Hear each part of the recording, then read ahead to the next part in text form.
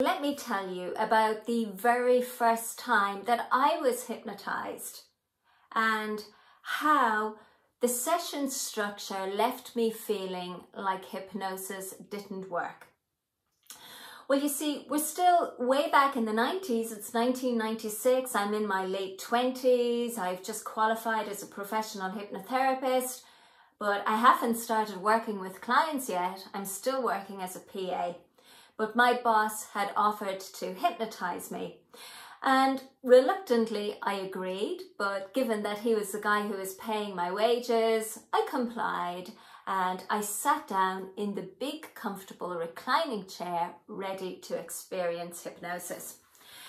Now, my boss said to me, "Wallace, what do you want to be hypnotized for?" Now, he was my boss and I didn't really want to explain in any detail what I wanted to be hypnotized for. So I kept it really vague, but I said to him, I'd like to be hypnotized so that I could have regular menstrual periods every month. You see, I was going through a really difficult time. Just before that, I'd been to my doctor, and my doctor had diagnosed me with polycystic ovarian syndrome, or PCOS as it's called. And basically what happens is, in a woman's body, every month an egg is formed and that gives her the opportunity to become pregnant. But with PCOS, what happens is that every month, every woman has all these little follicles that grow on the ovaries, and one of those becomes dominant and actually matures and grows into an egg. And then it is that egg that allows the woman to become pregnant. But when you have PCOS, those follicles always stay immature and they don't actually form an egg.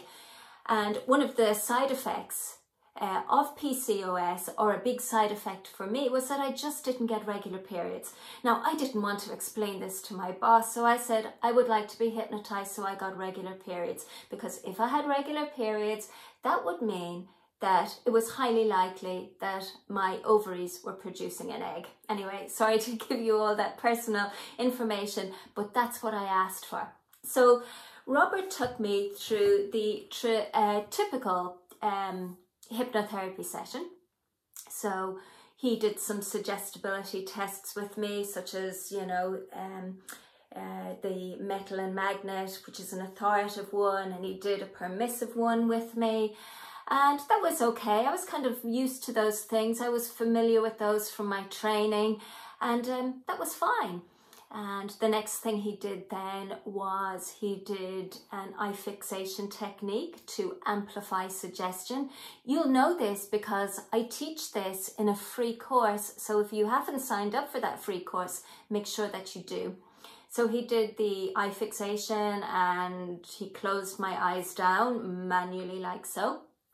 And then he did a lovely induction technique, a progressive relaxation technique, and he did a deepening technique, and he set up an anchor, the correct way to do hypnotherapy.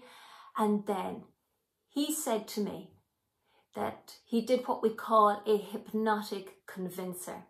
He said to me that in a moment he was going to touch me on the forehead, and when he did, I would find it impossible to open my eyes. And then he carried on saying, your eyes are getting heavier and heavier. They're so very tired that sleep, in a moment, they just want to open. In fact, the harder you try, the more impossible it will be. And then he came over and he bonked me here. And he said, try and open your eyes, Miss Wallace. You will find it impossible to do so. But guess what? I knew that I could open my eyes. There was absolutely no doubt there whatsoever. I knew I could open my eyes. So what do you think I did? Did I open my eyes? Did I leave them closed and fake it that I couldn't open them? What do you think I did? Well, you know that back then I was extremely shy. You know that this was my boss. I tell you what I did was I kept my eyes closed, but I felt a wave, a massive wave of disappointment flow through my body that hypnotherapy just didn't work. This was what seemed to be a life-changing moment for me. You know, I had gone over to the States, I'd done my training, I'd become a professional therapist. Sure enough, I wasn't seeing clients. But that convincer, that challenge, that command, that my eyes were sealed shut and they would not open, it just didn't work. And in that moment, I lost faith and belief in hypnotherapy.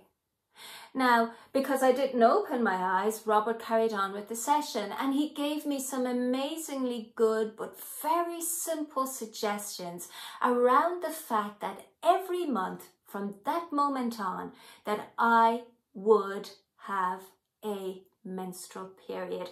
And he tied it in to the fullness of the moon in the sky and the full moon, and he tied it into the movement of the tides, and that I was part of this great kind of cosmic process, because it's the power of the moon that pulls the tides and it has this influence on a woman's body, etc., etc. The suggestions were amazing, and he strengthened up that anchor that it gave me so that I could feel more confident in myself. And he ended the session and that was it. You know, I thanked him. He asked me how did I feel, and I said, yeah, great, very relaxing, etc. But I never said anything about the eyes because I was so disappointed. I really was disappointed. But here's the thing. At the end of that month, when the moon was full, I got a period. But not only that, the next month I got a period. And the month after that, I got a period. And the month after that, I got a period. The thing is, the hypnotherapy did work. What didn't work was the challenge, the command that my eyes were, boom, sealed shut and that I couldn't open them. And when that happened to me, something shifted, something changed, because I realized that you have this outside performance where it looked good for anyone who was watching to see the fact that it looked like my eyes were sealed shut and that I couldn't open them. And that was the outside performance that was going on. But what was going on internally was this huge, massive doubt where my beliefs about hypnosis were shaken. And in those moments of doubt, somehow Robert managed to slip those suggestions into my subconscious mind. And those suggestions were so very important because when you're diagnosed with PCOS, or at least when I was diagnosed with PCOS, what my doctor had said to me was that, Susan, I know you're young, but I just want you to know that if for any reason you do get pregnant, it's really important to know that you'd be very lucky to get pregnant. And basically she was saying to make sure that I made good quality choices and not to assume that it might happen again. So she was in a roundabout way saying that, you know, your chances of getting pregnant are extremely slim, but if they do happen, be very careful to actually nurture and take care of that pregnancy because it may not happen again. So there was an awful lot going on inside me about my abilities as a woman, you know, as my abilities to be able to conceive and to carry a baby to term and all kinds of stuff like that. But when Robert managed to get those suggestions into my subconscious mind, despite the fact that this commanding, this very authoritative approach, this proof that I was hypnotized failed, well then that changed something for me because I became a firm believer in hypnosis. I've gone on, I got married and I've had 2 children and I'm divorced now, but you know, that was absolutely a mind-altering experience for me because there was so much resistance there, but yet those suggestions slipped into my subconscious mind. And from those suggestions, my body was able to make the hormonal balance and my nervous system was able to adjust itself in such a way that from that moment on, every month I produced an egg. every month I had a period, and as a result of that, I was able to have a family. So over the years, I have studied so many different psychologies, and no matter what, I always come back to hypnotherapy because it's so unbelievably powerful. Even when you think nothing is going on, hypnosis has the power to push through those doubts, to push through this external performance, this showmanship, and to really influence your clients on such a deep, subconscious level, because this is something I couldn't consciously control. This was something that was within the control and the domain of my physical body.